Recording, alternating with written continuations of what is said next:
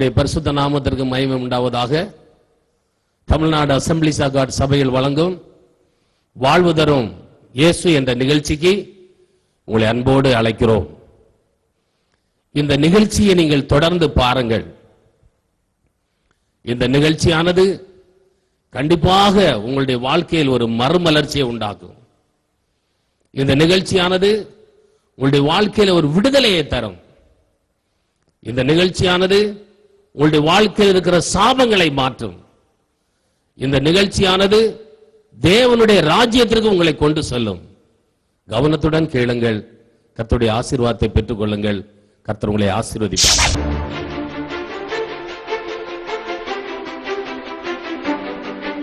வெட்கப்படவில்லையே, நான் வெட்கப்படவில்லையே, நீங்க கூட இருந்ததால நான் வெட்கப்படவில்லையே.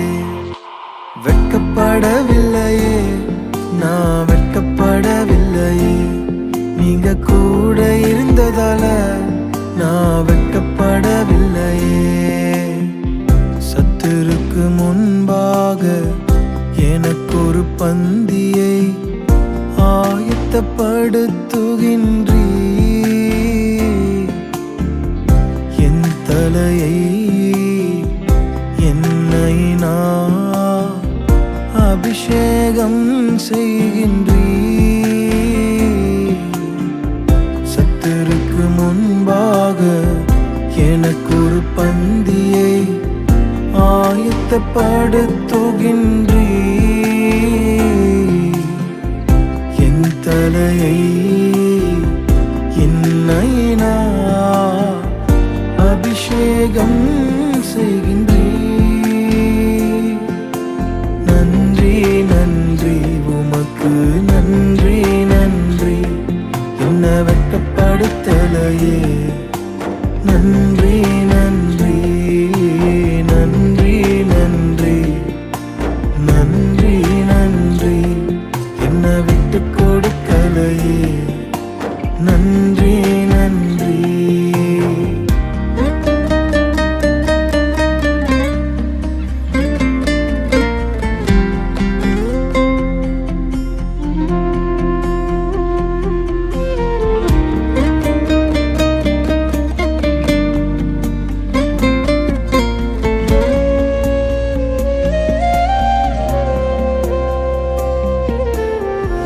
எனக்கு எதிரானோ எழுந்தார்கள், துரோகம் செய்ய நினைத்து சுற்றித் திரிந்தார்கள். எனக்கு எதிரானோர் எழுந்தார்கள், துரோகம் செய்ய நினைத்து சுற்றித் திரிந்தார்கள். பட்சத்தில் கொண்டு வந்தீரே, சமாதானம் செய்ய வைத்தீரே.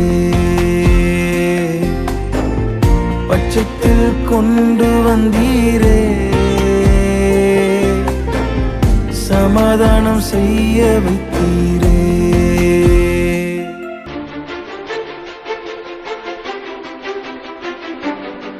ஆண்டவராகிய இயேசு கிறிஸ்துவின் இனிய நாமம் மகிமைப்படுவதாக. வாழ்வு தரும் இயேசு என்கிற இந்த நிகழ்ச்சிக்கு உங்களை அன்போடு வரவேற்கிறோம். இந்த புதிய மாதத்திலும் கர்த்தருடைய வாக்குத்தத்த வார்த்தைகளை உங்கள் மத்தியில் சொல்வதில் நான் பெருமகிழ்ச்சி அடைகிறேன். என்னோடு கூட சங்கீதம் 81 முதல் 2 வசனத்தை நான் உங்களுக்காக வாசிக்கிறேன். நம்முடைய பலனாகிய தேவனை கம்பீரமாய் பாடி யாக்கோபின் தேவனை குறித்து ஆர்ப்பரியுங்கள். தம்புரு வாசித்து வீணையும் இனிய ஓசையான சுரமண்டலத்தையும் எடுத்து சங்கீதம் பாடுங்கள். கர்த்தருடைய நல்ல நாமம் மகிமைப்படுவதாக. நம்முடைய பலனாகிய தேவனை கம்பீரமாய் பாடி தம்புரு வாசித்து இனிய ஓசையான சுரமண்டலத்தையும் எடுத்து சங்கீதம் பாடுங்கள். இந்த புதிய மாதத்திலும் வாழ்வு தரும் இயேசு என்கிற நிகழ்ச்சியிலே கர்த்தர் எனக்காக வைத்திருக்கிற வாக்குத்தத்த வார்த்தைகள் என்ன என்று ஆவலோடு கூட இந்த செய்தி கேட்கும்படி உட்கார்ந்து கொண்டிருக்கிற உங்களுக்கு நேரே புறப்பட்டு வருகிற கர்த்தருடைய வார்த்தை, நம்முடைய பலனாகிய தேவனை கம்பீரமாய் பாடி என்று பரிசுத்த வேதம் சொல்கிறது. இந்த புதிய மாதத்திலே கர்த்தர் நமக்கு கொடுக்கிற அற்புதமான தேவனுடைய வாக்குத்தத்த வார்த்தை, கர்த்தர் நம்முடைய பெலன். அல்லேலூயா. நம்முடைய பெலனாகிய தேவன் என்று பரிசுத்த வேதம் சொல்லுகிறதுக்காக நான் கர்த்தரை ஸ்தோத்திரிக்கிறேன்.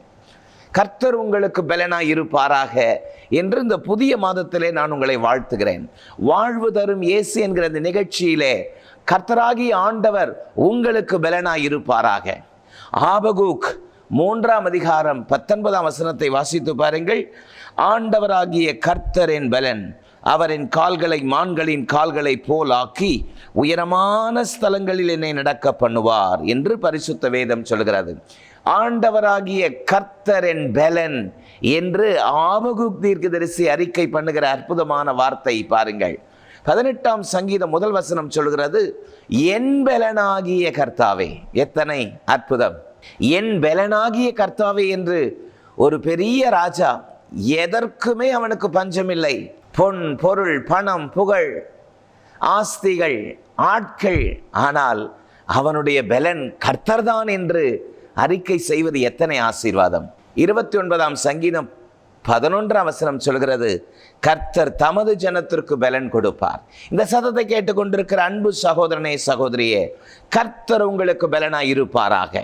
ஒருவேளை சரீரத்திலே பெலனை எல்லாம் இழந்து சோர்ந்து போய், சரீரத்திலே பலவிதமான வியாதியோடு முடங்கி போய் படுத்த படுக்கையிலிருந்து ஒருவேளை இந்த செய்தி நீங்கள் கேட்டுக்கொண்டிருக்கலாம். கர்த்தர் உங்களுக்கு பெலனாய் இருப்பார் என்று இயேசுவின் நாமத்தினாலே நான் உங்களை வாழ்த்துகிறேன், உங்களை ஆசீர்வதிக்கிறேன். கர்த்தருடைய அற்புதமான கிருபை நம்மோடு கூட இருப்பதாக. உங்களுக்குள்ளே இந்த வைராக்கியம் இருக்கட்டும். கர்த்தர் எனக்கு பெலனாய் இருக்கிறார் என்று சொல்லுங்கள். பிலிப்பியர் 4:13 பாருங்கள். என்னை பலப்படுத்துகிற கிறிஸ்துவினாலே எல்லாவற்றையும் செய்ய எனக்கு பெலனுண்டு என்று பவுல் அறிக்கை செய்வது போல தேவனுடைய பெலனை சார்ந்து கொள்ளுங்கள். இந்த புதிய மாதத்திலே கர்த்தர் கொடுக்கிற இந்த வாக்குத்தத்த வார்த்தைகள் நம்முடைய பெலனாகிய தேவன். ஒவ்வொரு வாக்குத்தத்தத்திலும் ஒரு கட்டளை உண்டு என்பதை மறந்து போக வேண்டாம். வாக்குத்தத்தத்திற்கு முக்கியத்துவம் கொடுக்கிற நாம் எந்த அளவுக்கு வாக்குத்தத்தத்தை வாஞ்சிக்கிறோமோ அந்த அளவுக்கு அந்த வாக்குத்தத்தத்தை சுதந்தரிப்பதற்குரிய கட்டளை என்ன என்பதை பாருங்கள். 81ஆம் சங்கீதத்தினுடைய முதல் 2 வசனத்திலே கட்டளை அதற்குள்ளே இருக்கிறது. கர்த்தரை கம்பீரமாய் பாடி தம்புரு வாசித்து இனிமையான சுரமண்டலத்தை எடுத்து சங்கீதம் பாடுங்கள். அப்படியானால் கர்த்தர் நமக்கு பெலனாய் இருக்க வேண்டுமானால் நாம் அவரை கம்பீரமாய் பாட வேண்டும். சுரமண்டலத்தை எடுத்து, தம்புருவை எடுத்து கர்த்தரை கம்பீரமாய் பாட வேண்டும். 100ஆம் சங்கீதம் 1 வசனம் சொல்கிறது, பூமியின் குடிகளே கர்த்தரை கம்பீரமாய் பாடுங்கள். கர்த்தரை கம்பீரமாய் பாடுகிறவர்களுக்கு அவர் பெலனாய் இருப்பார்.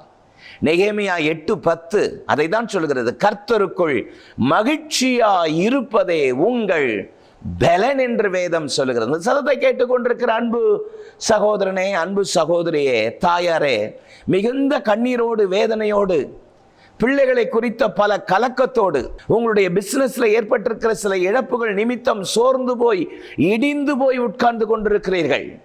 ஊழியத்திலே ஒரு சரியான வளர்ச்சி இல்லை. ஊழியத்திலே காணப்படுகிற எதிர்ப்புகளை கண்டு சோர்ந்து போய் துவண்டு உட்கார்ந்து கொண்டிருக்கிறீர்கள்.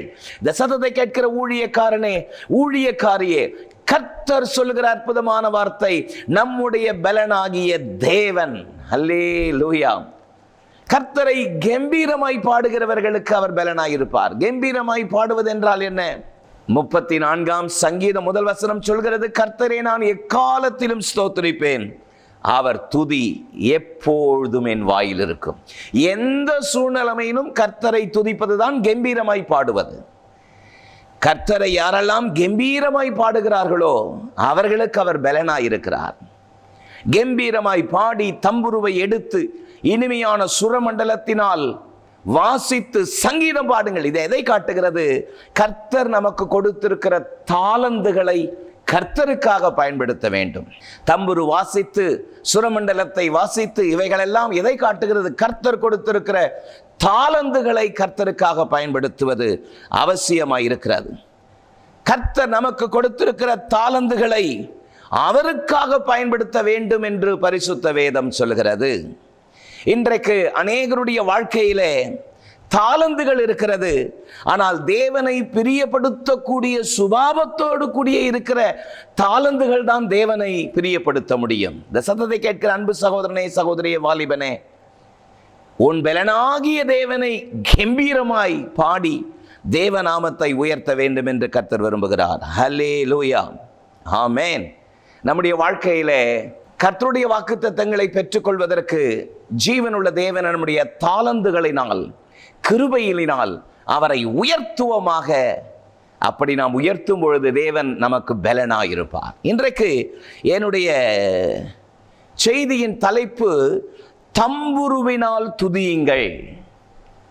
பரிசுத்த வேதத்திலே தம்புருவினால் தேவனை துதித்து தாளந்துகளை பயன்படுத்தி தேவநாமத்தை மகிமைப்படுத்தினவர்கள் ஏராளம். தம்புருவினால் தேவனை துதித்து மகிமைப்படுத்தின ஒரு சிலரை நான் உங்களுக்கு முன்பதாக வைக்க விரும்புகிறேன். என்னோடு கூட யாத்திராகமம் 15:20 நீங்கள் எடுத்துக்கொள்ளுங்கள், நான் உங்களுக்காக வாசிக்கிறேன். ஆரோனின் சகோதரியாகிய மிரியாம் எனும் தீர்க்கதரிசியானவளும் தன் கையிலே தம்புருவை எடுத்து கொண்டால் சகல ஸ்திரீகளும் தம்புருகளோடும் நடனத்தோடும் அவளுக்கு பின்னே புறப்பட்டு போனார்கள். அல்லேலூயா.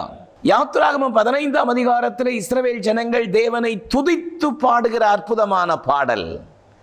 யாத்திராகமம் 15ஆம் அதிகாரம் முதல் 2 வசனத்தை வாசித்து பார்ப்பீர்களானால், கர்த்தரை துதியுங்கள், மகிமையாய் வெற்றி சிறந்தார், குதிரையையும் குதிரை வீரர்களையும் கடலிலே தள்ளினார், கர்த்தரின் பலன், அவரே எனக்கு கீதமானவர், நான் அவருக்கு ஒரு வாசஸ்தலத்தை ஆயத்தம் பண்ணுவேன் என்று மிரியாமும் சகல ஸ்திரீகளும் தம்புருவை எடுத்துக்கொண்டு தேவநாமத்தை துதித்தார்கள். அதற்குரிய காரணம் நமக்கு நன்கு தெரியும். சுமார் 400 வருடங்களுக்கு மேலே எகிப்திலே அடிமைப்பட்டிருந்த இஸ்ரவேல் ஜனங்களை ஒடுக்கி நாசப்படுத்தி அவர்களுடைய வாழ்க்கையை கசப்பாக்கின எகிப்தியருடைய கையிலிருந்து கர்த்தர் இஸ்ரவேலரை மீட்டு 10 வாதைகளை அனுப்பி அவர்களை மிரள செய்து ஒரே நாளில் இஸ்ரவேலர் எகிப்தின் அடிமைத்தனத்திலிருந்து நீங்களாக்கி மீட்டு அணி அணியாய் புறப்பட்டு வந்தார்கள். அல்லேலூயா. கர்த்தருடைய வார்த்தை இன்றைக்கு உங்களுக்கு நேரே புறப்பட்டு வருகிறது. உங்களுடைய வாழ்க்கையில உங்களை அழுத்தி உங்களை கீழே நசுக்கி நீங்கள் எழும்பக்கூடாதபடி நசுக்கி கொண்டிருக்கிற பொல்லாத சத்ருவான் மடங்கடிக்கப்படுவான். பாருங்கள், தேவ ஜனங்கள் விடுதலையோடு புறப்பட்டு வந்தபொழுது அவர்களுக்கு எதிரே செங்கடல் நின்றது. அற்புதமாய் கர்த்தர் செங்கடலை விலக்கி பிரித்து தேவ ஜனங்களை புறப்பட பண்ணினார். ஆமென். எத்தனை ஆச்சரியம். யாத்திராகமம் 14:15 பாருங்கள். அப்பொழுது கர்த்தர் மோசேயை நோக்கி, நீ என்னிடத்தில் முறையிடுகிறது என்ன? புறப்பட்டு போங்கள் என்று இஸ்ரவேல் புத்திரருக்கு சொல் என்று சொன்னார். அவர்கள் புறப்பட்டு போன பொழுது அற்புதமாய் செங்கடல் பிரிந்தது. செங்கடலை அவர்கள் கடந்தார்கள்.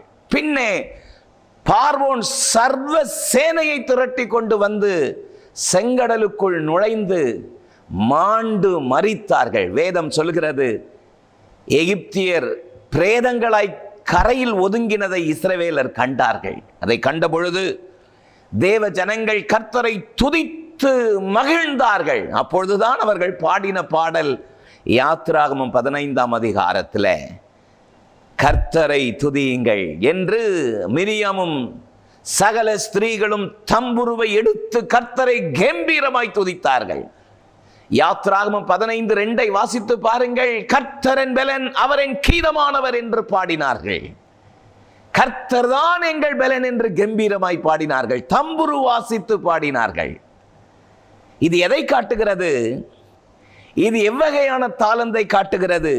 நன்றி உள்ள இருதயத்தோடு கர்த்தர் செய்த கிருபைகளை நினைத்து துதிப்பதை காட்டுகிறது. கர்த்தர் நம்முடைய வாழ்க்கையிலே செய்த நன்மைகள் ஏராளம் இல்லையா? அவரை நாம் துதித்து அவரை போற்றி கம்பீரமாய் பாடும் பொழுது கர்த்தர் நமக்கு பலனாயிருப்பார் என்பதை பரிசுத்த வேதம் சொல்கிறது. எரேமியா 31:4 உங்களுக்காக வாசிக்கிறேன். இஸ்ரவேல் எனும் கன்னிகையே, மறுபடியும் உன்னை கட்டுவிப்பேன், நீ கட்டப்படுவாய், மறுபடியும் நீ மேலவாத்தியத்தோடும் ஆடல் பாடல் செய்கிறவர்களின் களிப்புள்ள கூட்டத்தோடும் புறப்படுவாய். இஸ்ரவேல் எனும் கன்னிகையே, நீ மறுபடியும் கட்டப்படுவாய், நீ கட்டுவிக்கப்படுவாய், நான் உன்னை கட்டுவேன். I will build you. இந்த காலவெளியிலே கர்த்தருடைய வார்த்தை தீர்க்க தரிசனமாய் உங்களுக்கு நேரே புறப்பட்டு வருகிறது. கர்த்தர் உன்னை மீண்டுமாய் கட்டுவார். வீழ்ந்து போன தாவீதின் கூடாரத்தை தூக்கி நிறுத்தி அதன் திறப்புகளை அடைத்து ஆண்டவர் தம்முடைய அற்புதமான கிருபைகளை செய்தவர். உங்கள் வாழ்க்கையிலே மீண்டுமாக ஒரு அற்புதமான கிருபைகளை செய்வார். மூழ்கி போன மண்மேடான உங்களுடைய பிள்ளையினுடைய வாழ்க்கையிலே கர்த்தர் கட்டுவித்து மீண்டும் தூக்கி எடுப்பார் என்பதை தீர்க்க தரிசனமாய் நான் உங்களுக்கு சொல்லுகிறேன். கர்த்தர் செய்த கிருபைகளை எல்லாம் நினைத்து கம்பீரமாய் அவருடைய நாமத்தை உயர்த்த வேண்டும் என்பதை அல்லாமல் அவர் வேறு எண்ணத்தை உங்களிடத்திலே கேட்கிறார். அதைத்தான் 116 சங்கீதம் 12-13 ஆகிய வசனத்திலே சங்கீதக்காரர் சொல்லும் பொழுது, கர்த்தர் எனக்கு செய்த எல்லா உபகாரத்திற்காகவும் நான் அவருக்கு எண்ணத்தை செலுத்துவேன், ரட்சிப்பின் பாத்திரத்தை எடுத்துக்கொண்டு கர்த்தருடைய நாமத்தை துதிப்பேன், தொழுது கொள்வேன் என்று சொல்கிறாரே. என்னுடைய செய்தியினுடைய முதல் தலைப்பு மிரியமும் தம்புருவும். மிரியமும் இஸ்ரவேல் ஜனங்களும் தம்புருவினால் தேவனை துதித்து அடிமைத்தனத்திலிருந்து விலக்கி மீட்ட தேவனை துதித்தார்கள். நீங்களும் கம்பீரமாய் கர்த்தரை துதியுங்கள், கர்த்தர் அற்புதமான கிருபைகளை செய்வார். நம்பர் 2, இரண்டாவது, என்னோடு கூட நியாயாதிபதிகள் 11 அதிகாரம் 34 வசனத்தை எடுத்துக் கொள்ளுங்கள். எப்தா மிஸ்பாவிலிருந்து தன் வீட்டிற்கு வருகிற பொழுது, இதோ அவன் குமாரத்தை தம்புரு வாசித்து நடனம் செய்து அவனுக்கு எதிர்கொண்டு வந்தாள். அவள் அவனுக்கு ஒரே பிள்ளையானவள். அவளை அல்லாமல் அவனுக்கு குமாரனும் இல்லை, குமாரத்தியும் இல்லை. எப்தா ஒரு யுத்தத்திற்கு போகிறான். யுத்தத்திலே கர்த்தர் ஜெயத்தை கொடுத்து விட்டார். அவன் திரும்பி வருகிறான். அந்த வெற்றியின் செய்தி இஸ்ரவேல் ஜனங்களுக்கு போகிறது. இஸ்ரவேல் எங்கும் ஆரவார சத்தம். எப்தாவினுடைய வீட்டில் வாசலிலிருந்து எப்தாவினுடைய ஒரே மகள் தம்புரு வாசித்து வேகமாய் சகல பெண்களோடு தம்புரு வாசித்து தகப்பனை எதிர்கொண்டு அழைப்பதற்கு வருகிறாள். எப்தாவுக்கு ஒரே ஒரு குமாரத்தி தான், வேறு குமாரனோ குமாரத்தியோ இல்லை. என்னுடைய செய்தியினுடைய இரண்டாவது தலைப்பு எப்தாவின் மகளும் தம்புருவும். நியாயாதிபதிகள் 11 அதிகாரத்தை நீங்கள் வாசித்து பார்ப்பீர்களானால், எப்தாவினுடைய தகப்பனுக்கு 2 மனைவிகள். முதல் மனைவி பரஸ்திரி. பரஸ்திரிக்கு பிறந்தவன் இந்த எப்தா. பிள்ளைகள் எல்லாரும் பெரியவர்களான பொழுது குடும்பத்தார் பிள்ளைகள் எப்தாவினுடைய தகப்பனுடைய 2வது மனைவியினுடைய பிள்ளைகள் எல்லாரும் எப்தாவை துரத்தி விட்டார்கள். நீ ஒரு பரஸ்திரியின் மகன், உனக்கு எங்களிடத்தில் பங்கு இல்லை என்று துரத்தி விட்டார்கள். அவமானத்தோடு நிந்தையோடு புறப்பட்டு வெளியே வந்தவன். பாருங்கள், ஒரு காலகட்டத்தில் அம்மோன் புத்திரர் இஸ்ரவேலருக்கு விரோதமாக யுத்தத்திற்கு வந்த பொழுது எப்தா பராக்கிரமசாலியாயிருந்தான். தன் சொந்த குடும்பத்தாரால் ஜனத்தால் துரத்தப்பட்டான். ஒரு காலகட்டத்தில் இஸ்ரவேலர் வந்து எப்தாவினிடத்திலே மன்னிப்பு கேட்டு, நீ வந்து அம்மோன் புத்திரரோடு எங்களுக்காக யுத்தம் பண்ண வேண்டும் என்று கேட்டான். நீங்கள் அல்லவா என்னை அவமானப்படுத்தி துரத்தினீர்கள் என்று சொன்ன பொழுது அவர்கள் மன்னிப்பு கேட்டு கெஞ்சி அவனை அழைத்த பொழுது அவன் புறப்படுகிறான். புறப்பட்ட பொழுது அவன் ஒரு பொருத்தனை பண்ணுகிறான். தேவனே, இப்பொழுது நான் யுத்தத்திற்கு போகிறேன். யுத்தத்திலே நீர் எனக்கு ஜெயத்தை தந்தால் என் வீட்டு வாசலில் என்னை எதிர்கொண்டு புறப்பட்டு வருகிறது எதுவோ அதை உமக்கு பலியிடுவேன் என்று பொருத்தனை செய்திருந்தான். பாருங்கள், அவன் யுத்தத்தில் ஜெயம் பெற்று வீட்டிற்கு திரும்பி வந்த பொழுது அதைத்தான் நான் வாசித்தோம். எப்தாவினுடைய மகள் தம்புரு வாசித்து சகல தோழிகளோடு தம்புரு வாசித்து இந்த வெற்றியை கொண்டாடும் வகையில் அவள் புறப்பட்டு வந்தாள். எப்தா கீழே விழுந்து புரண்டு வஸ்திரத்தை கிழித்து, ஐயோ என் மகளே, என்னை மனமடிவாக்குகிறியே, நான் வாயை திறந்து இப்படி நான் பொருத்தனை செய்து விட்டேன் என்று சொல்கிறான். பாருங்கள், 36 வசனம், நியாயாதிபதிகள் 11:36. அப்பொழுது அவள், என் தகப்பனே, நீர் கர்த்தரை நோக்கி உம்முடைய வாயை திறந்து பேசினீர் அல்லவா? அம்மோன் புத்திரராகிய உம்முடைய சத்துருக்களுக்கு நீதியை சரிக்கட்டும். ஜெயத்தை கர்த்தர் உமக்கு கட்டளையிட்டபடியால் உம்முடைய வாயிலிருந்து புறப்பட்டபடியே எனக்கு நீர் செய்வீராக என்று தன்னை அர்ப்பணித்தாள். தம்புரு வாசித்து கர்த்தரை கம்பீரமாய் பாடினாள். இது எவ்வகையான தாளந்தை காட்டுகிறது? அர்ப்பணிப்போடு கூடிய கீழ்ப்படிதலை காட்டுகிறது. பாருங்கள், நீங்க பொருத்தனை பண்ணது எனக்கு என்ன தெரியும், நீங்க பொருத்தனை பண்ணா நான் அதுக்கு பொறுப்பல்ல அப்படிலாம் சொல்லல. நீர் உம்முடைய வாயை திறந்து சொன்னீர் அல்லவா, நீர் எனக்கு அப்படியே செய்யும் என்று தன்னை சாஷ்டாங்கமாய் ஒப்பு கொடுத்தாள். எத்தனை அற்புதமான தாளந்து! தம்புரு வாசித்து கர்த்தரை கம்பீரமாய் பாடின இந்த தாளந்து எதை காட்டுகிறது? அர்ப்பணிப்போடு கூடிய கீழ்ப்படிதலை அல்லவா காட்டுகிறது. நம்முடைய பலனாகிய தேவனை கம்பீரமாய் பாடி தம்புரு வாசித்து இனிய சுரமண்டலத்தை எடுத்து சங்கீதம் பாடுங்கள் என்று பரிசுத்த வேதம் சொல்கிறதே. மூன்றாவது நான் ஒரு காரியத்தை சொல்கிறேன். 1 நாளாகமம் 13:8 நான் உங்களுக்காக வாசிக்கிறேன். தாவீது சகல இஸ்ரவேலரோடும் தங்கள் முழு பலத்தோடும் தேவனுக்கு முன்பதாக சுரமண்டலங்களையும் தம்புருகளையும் மேளங்களையும் கைத்தாளங்களையும் பூரிகைகளையும் சேவித்து மகிழ்ச்சியாய் ஆடி பாடினார்கள். ஆமென். என்னுடைய செய்தியினுடைய 3வது தலைப்பு தாவீதும் தம்புருவும். தாவீது சகல இஸ்ரவேலரோடு முழு பலத்தோடு தேவனுக்கு முன்பதாக சுரமண்டலங்களை தம்புருகளை மேலதாளங்களை பூரிகைகளை சேவித்து மகிழ்ச்சியாய் ஆடி பாடினார்கள். ஆமென். தாவீது ராஜாவான உடனே அவர் ஒரு காரியத்தை சொன்னார் பாருங்க. 1 நாளாகமம் 13:3 நம்முடைய தேவனுடைய பெட்டியை திரும்ப நம்மிடத்திலே கொண்டு வருவோமாக. சவுலின் நாட்களில் அதை தேடாமலே போனோம். சவுலின் நாட்களில் எதிரிகள் கையிலால் பிடிக்கப்பட்ட உடன்படிக்கை பெட்டியை அப்படியே மறந்து போனார்கள். ஆனால் தாவீது ராஜாவான உடனே முதலாவது நாம் நம்முடைய இடத்திற்கு கொண்டு வர வேண்டிய தேவ மகிமை வல்லமை நிறைந்த கர்த்தருடைய உடன்படிக்கை பெட்டி, அவைகளை கொண்டு வருவோமாக என்று சொல்லி புது ரதத்திலே உடன்படிக்கை பெட்டியை எதிரிகளுடைய தேசத்திலிருந்து கைப்பற்றி அதை கொண்டு வரும்பொழுது சணல் நூல் தரித்து தன்னுடைய மகிமையின் வஸ்திரங்களை எல்லாம் களைந்து சணல் நூல் வஸ்திரம் தரித்து தாவீதும் சகல இஸ்ரவேல் ஜனங்களும் ஆடி பாடி தம்புரு வாசித்து தேவனுக்கு முன்பதாக மகிழ்ச்சி கொண்டாடினார்கள். அல்லேலூயா, ஆமென். இது எவ்வகையான தாளந்துகளை காட்டுகிறது தெரியுங்களா? தேவ பிரசன்னத்தை வாஞ்சிக்கிற அன்பை காட்டுகிறது. ஆமென். தாவீது தேவ பிரசன்னத்தை வாஞ்சிக்கிற அன்பை அது காட்டுகிறது. பாருங்கள், அவன் தேவனுக்கு முன்பதாக தன்னை அர்ப்பணித்தான். தேவனுக்கு முன்பதாக தன்னை முற்றிலுமாய் ஒப்பு கொடுத்தான். தாவீது சணல் நூல் ஏபோத்தை தரித்து கொண்டு தன் முழு பலத்தோடு கர்த்தருக்கு முன்பதாக நடனம் பண்ணினான்.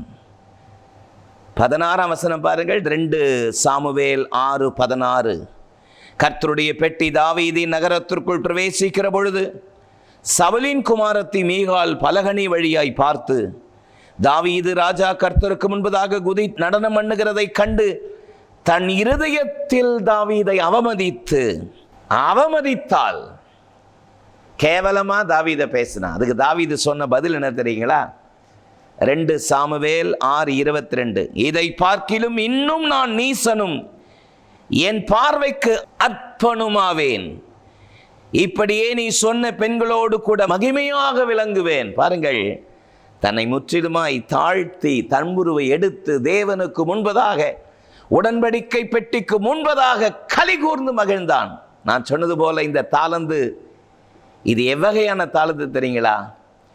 தேவ பிரசன்னத்தை வாஞ்சிக்கிற அன்பு. ஹல்லேலூயா. தேவ பிரசன்னத்தை ஏங்குகிறவன்.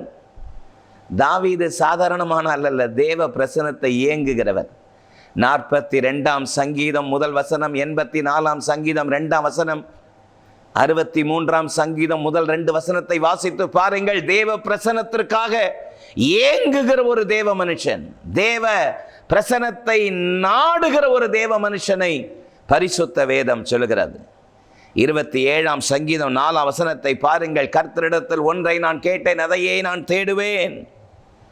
கர்த்தருடைய மகிமையை பார்க்கும்படியாகவும் கர்த்தருடைய ஆலயத்தில் ஆராய்ச்சி செய்யும்படியாகவும் என் ஜீவனுள்ள நாளெல்லாம் கர்த்தருடைய ஆலயத்தில் தங்கி இருப்பதையே நாடுவேன். என் ஜீவனுள்ள நாளெல்லாம் கர்த்தருடைய ஆலயத்தில் தங்கி இருப்பதையே நாடுவேன். எத்தனை மகிமை, எத்தனை மகிமை! தாவீது தம்புருவை எடுத்து ஒரு சாதாரண மனிதனை போல உடன்படிக்கை பெட்டிக்கு முன்பதாக ஆடி பாடினான். மீகால்கிட்ட சொன்னான், இன்னும் நான் ஈசனாவேன்னு சொன்னான். தேவ பிரசன்னத்தை வாஞ்சிக்கிற அன்பு, அந்த தாளந்து எத்தனை ஆசீர்வாதமானது!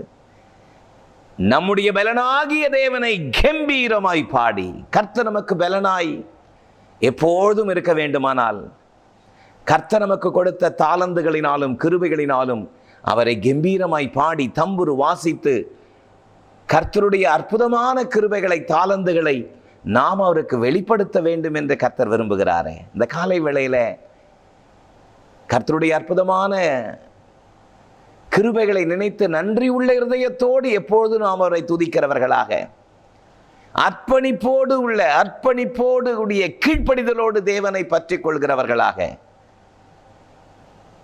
அவருடைய பிரசனத்தை வாஞ்சிக்கிற அன்புள்ளவர்களாக, கர்த்தரை போற்றுகிறவர்களாக நாம் இருக்க வேண்டும் என்று தேவன் வாஞ்சிக்கிறாரே. தம்புருவினால் தேவனை துதியுங்கள்.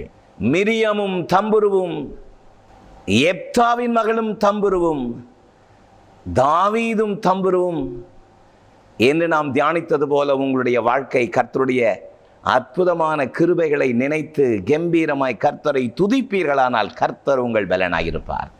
உங்களுக்காக நான் ஜெபிக்கட்டுமா?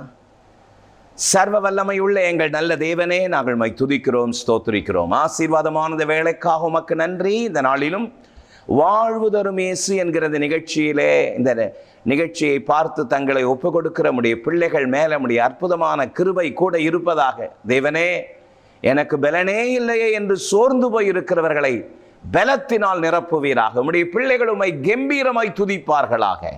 உம்முடைய நாமத்திற்கு மகிமை செலுத்தட்டும். இயேசுவின் மூலம் ஜெபம் கேளும் எங்கள் ஜீவனுள்ள நல்ல பிதாவே, ஆமென். வாழ்வு தரும் இயேசு என்கிற நிகழ்ச்சி உங்களுக்கு ஆசீர்வாதமாய் இருந்திருக்கும் என்பதில் எந்த சந்தேகமும் இல்லை. கர்த்தர் உங்களை ஆசீர்வதிப்பாராக. எமது ஊழியங்கள் வேதாகம கல்லூரிகள் AGTBC Madurai, MABC Chennai, Trinity KP வலசை, AG சிறுவர் ஊழியம், கிறிஸ்துவில் ஸ்தானிகள் அதாவது வாலிபர் ஊழியம் CA, மாணவர்கள் ஊழியம் SFC, ஆண்கள் மற்றும் பெண்கள் ஐக்கியம், பரிபூரண ஜீவன் பத்திரிகை ஊழியம், AG மிஷனரி ஊழியம். எமது தரிசனம் கிராமங்கள் தோறும் சபைகள் தோறும் பயிற்சி மையங்கள். மேலும் விவரங்களுக்கு தொடர்பு கொள்ள ரெவரண்ட் I. கிறிஸ்துதாஸ், எண் 1, டாக்டர் ராதாகிருஷ்ணன் தெரு, பள்ளிக்கரணை, சென்னை 600100. செல்போன் 9841298009 மற்றும் 9551181198. Email iChristdas@yahoo.co.in.